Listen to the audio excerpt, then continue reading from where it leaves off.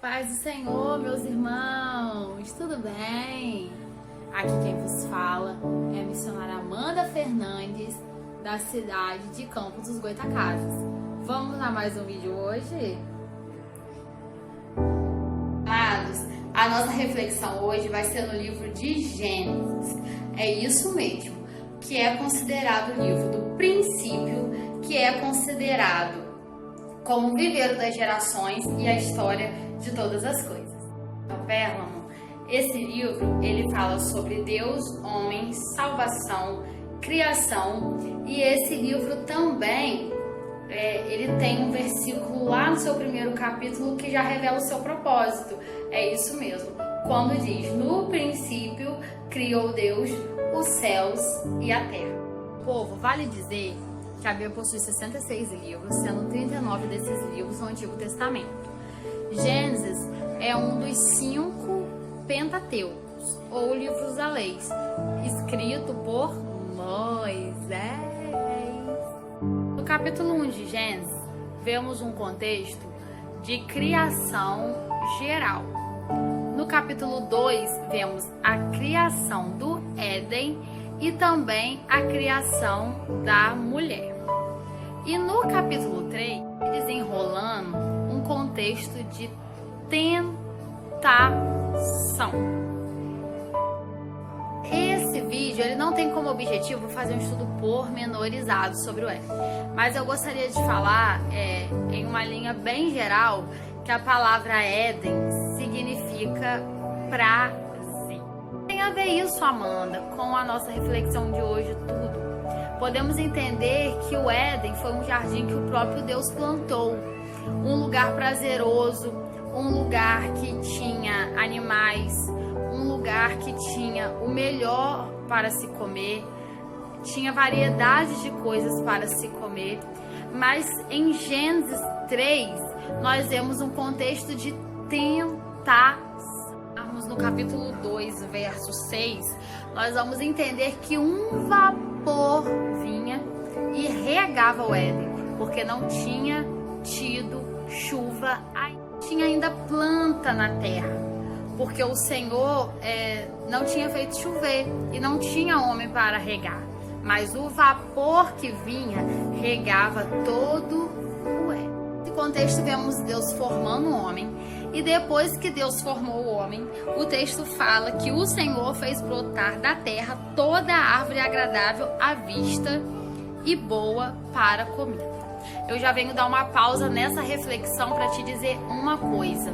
Tem coisas na sua vida, meu irmão, que serão processuais, mas eu venho profetizar que terão coisas que acontecerão na sua vida de repente. Não estou entendendo, missionário, é simples. O barro, para virar vaso lá no livro de Jeremias, ele teve que passar por um processo na olaria. Mas eu já venho profetizar na tua história que terão bênçãos da parte de Deus que irão simplesmente brotar na tua história, assim como o Senhor fez brotar no Éden toda árvore boa.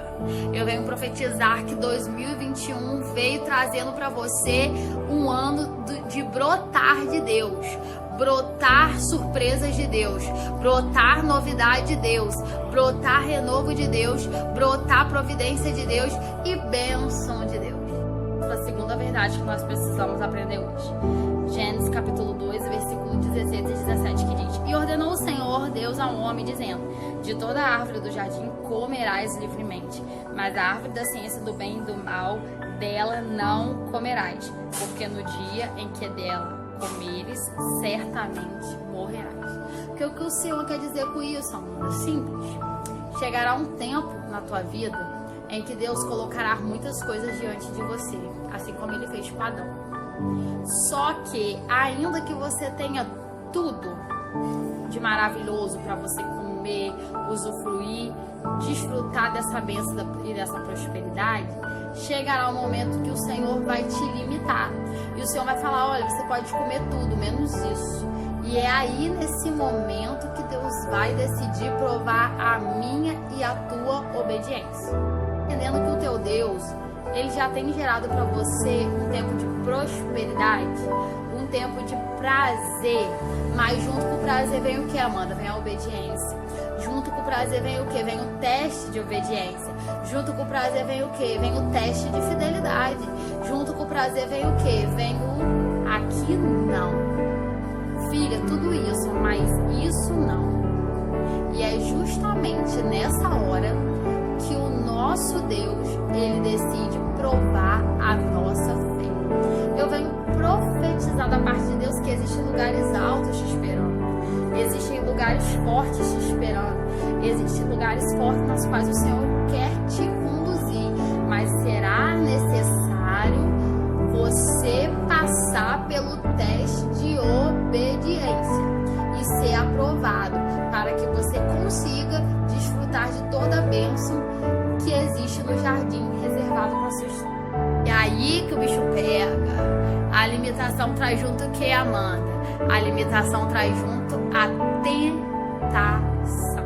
No capítulo 3 de Gênesis, vemos que a serpente, como era a mais astuta de todas as alimárias do deserto, foi ter um papo com a mulher. Eu fui pesquisar o significado de astuta no dicionário online. Significa esperta, engenhosa, eu anotei aqui, sagaz, capaz de ludibriar. A serpente, que era astuta, foi conversar com a mulher. E hoje eu venho te perguntar da parte de Deus: você tem destinado o tempo da sua história para conversar com a serpente? Cuidado. Realmente falando, o texto não expõe o espaçamento de tempo de um evento desse para o outro. Como assim, Amanda? Da criação de tudo, para a criação do homem, para a criação do Éden, para a criação da mulher e para a tentação. Só que nós podemos analisar que, com certeza, antes da queda, tudo indica, né, que Adão e Eva, eles tiveram um bom tempo para conviver lá. Tiveram um tempo para conviver lá. E aí eu fico analisando. A palavra do Senhor diz, eu peguei aqui em Tiago, capítulo 1, versículo 13 ao 14, que diz: ninguém sendo tentado, diga de Deus sou tentado, porque Deus não pode ser tentado pelo mal, e a ninguém tenta, mas cada um é tentado quando atraído e enganado pela sua própria concupiscência. E pesquisando eu descobri que concupiscência cobiça por bens materiais, dinheiro ou fama, e também por prazeres sexuais. Tiago, ele foi muito feliz na sua afirmativa em dizer que nenhuma tentação, nada que vem para causar queda, é oriunda de Deus, porque Deus não pode ser tentado e a ninguém ele tenta. Quanto tempo que Eva, ela viveu no Éden, mas eu posso entender que, como a serpente era astuta, ela ficou a observar Eva.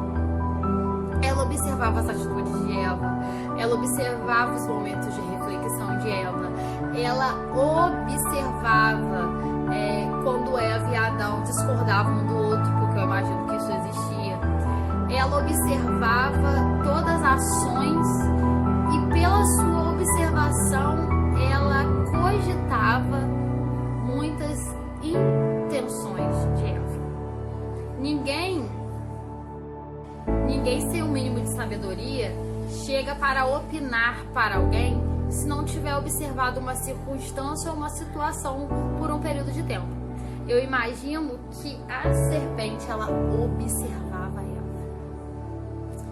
A serpente, ela analisava a relação de Eva com seu esposo, de Eva com o jardim, de Eva com os animais, de Eva com as plantas. Ela observava como Eva olhava para a árvore na qual Deus tinha falado: aqui não. Quando ela foi falar com Eva, ela já foi logo aonde mexia com Eva, porque tinha um plano de queda. Que isso, Amanda? Como ela era astuta, ela já tinha um plano de queda. Ela já sabia pelas suas observações aonde o coração de Eva balançava. E é dentro desse balanço, dessa fragilidade, dessa curiosidade, a serpente, que era astuta, ela cria um plano de queda. Eu quero te dizer algo da parte de Deus. O teu inimigo está a te observar. E existe um plano de queda, que não é o meu caso, mas é o dele, que já foi traçado para te derrubar.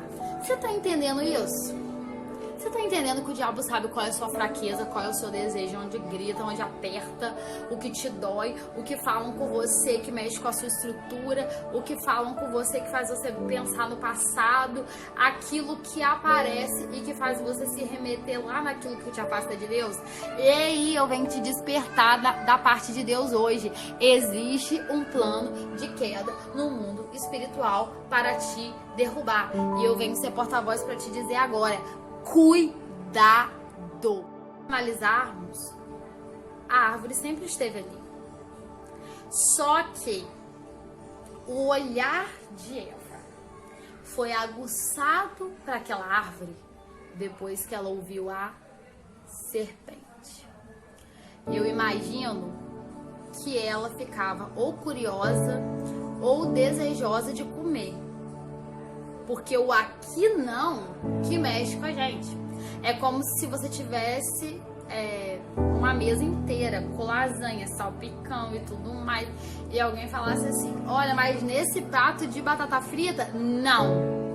Aí o que acontece? É justamente o prato de batata frita que você quer comer mais. E sempre esteve ali. Só que o que aguçou mais a vontade de Eva foi ter dado ouvidos à serpente. Eu sei que não tem super-herói, eu sei que não tem Mulher Maravilha, eu sei que não tem santão, eu sei que nós estamos em processo de santificação para irmos para a glória.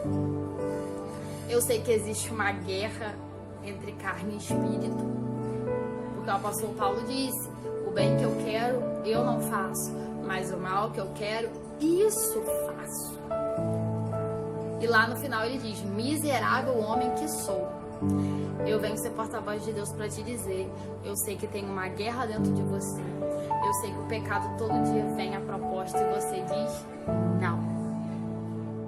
Eu venho ser porta-voz para te dizer que tem um plano de queda para te derrubar. E Deus está falando hoje: não dê ouvido à serpente. Para de dar ouvido à serpente. Para de conversar com a serpente. Por que, Amanda? Porque quanto mais eu converso com a serpente, mais aquilo que eu digo não, ele grita. Quanto mais eu convivo com a serpente, dou ouvidos à serpente, mais eu me inclino para cair no plano de queda. A serpente, ela olhou a mulher, eu imagino. E dentro do que ela observou que a mulher no fundo queria saber mesmo, porque a mulher é curiosa. A mulher queria saber mesmo se ela iria morrer. A mulher queria saber como era ser conhecedora do bem e do mal. E a serpente vai em quem? Na mulher. Pegou a mulher como? Sozinha, fragilizada, longe do cabeça. E aí?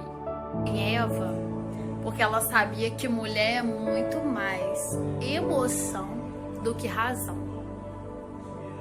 E ela sabia o poder de influência que Eva tinha na vida de Adão. Não tô entendendo, dá pra falar claramente? Dá, minha amiga, dá sim.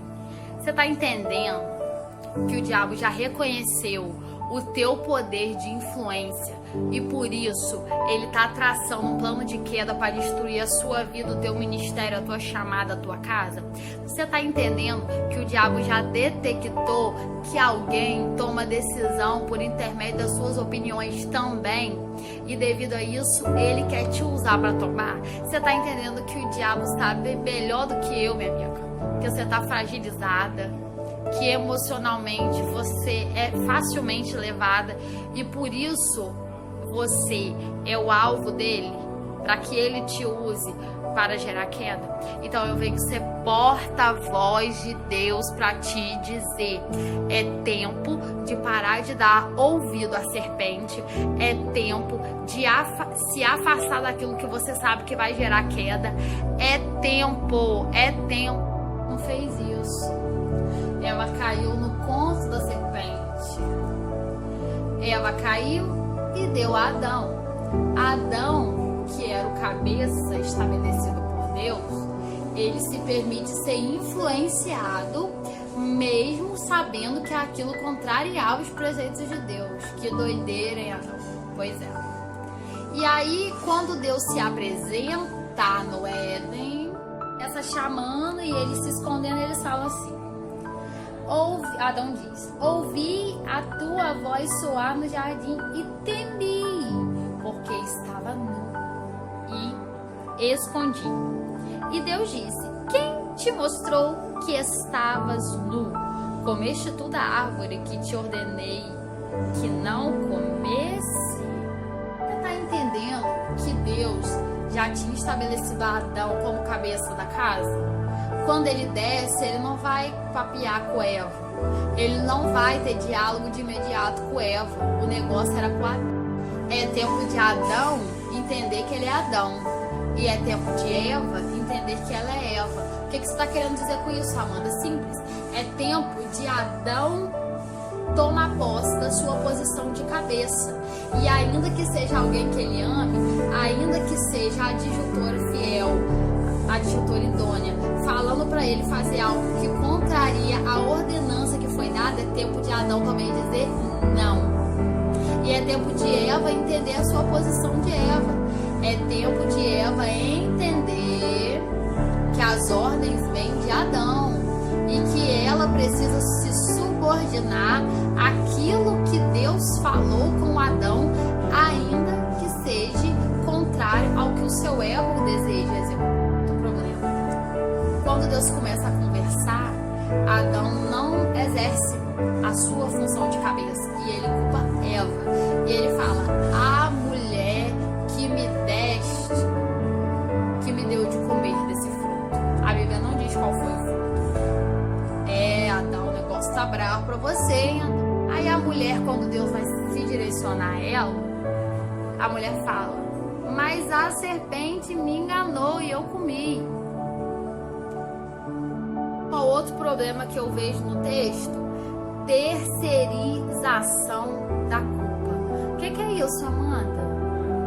Ao invés da pessoa assumir que errou e sofrer as consequências dos seus atos, ela vai culpando o outro, e o outro vai culpando o outro, e o outro vai culpando o outro, e vai virando um efeito dominó.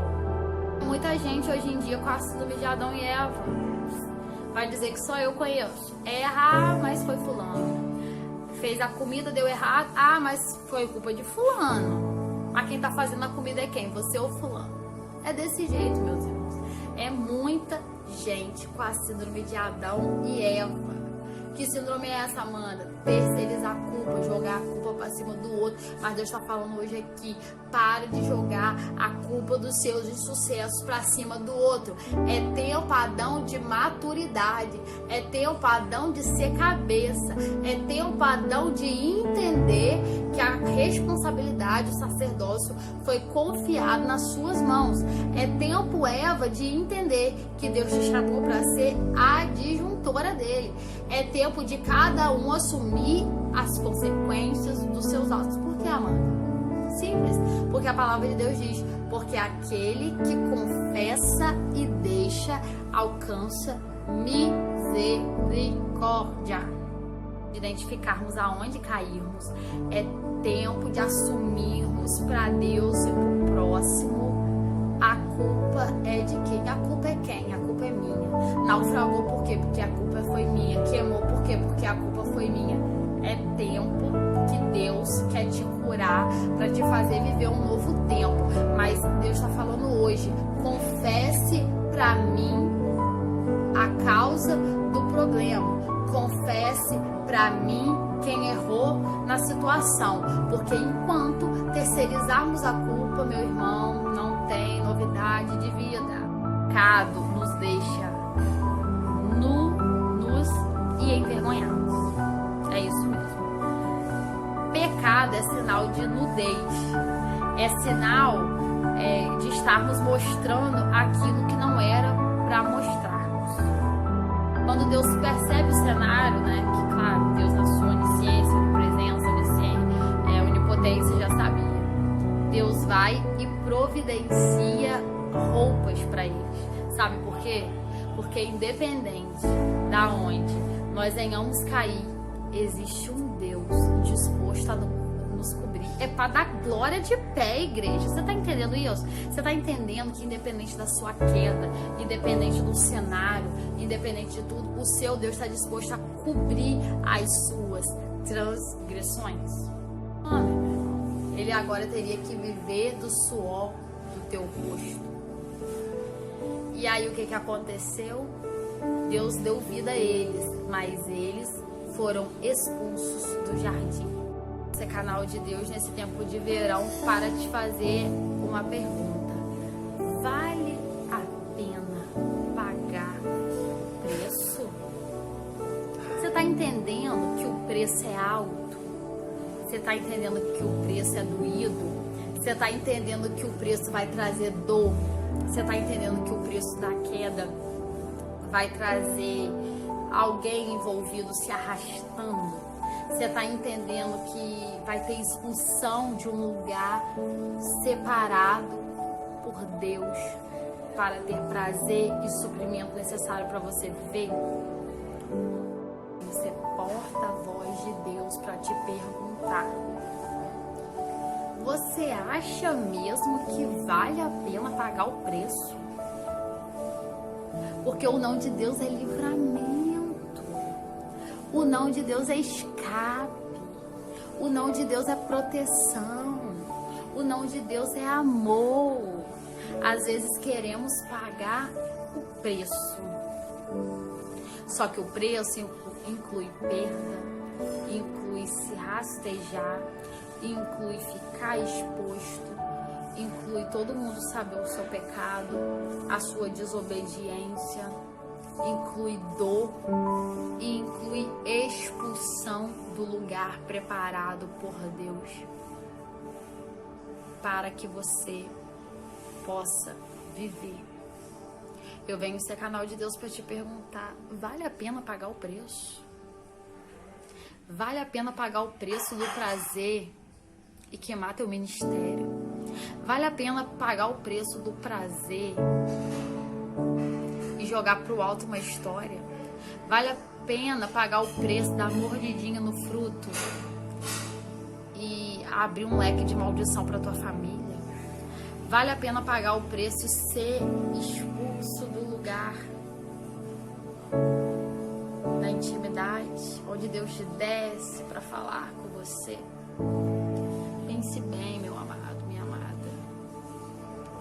Pense bem, porque eu tenho certeza que não vale a pena pagar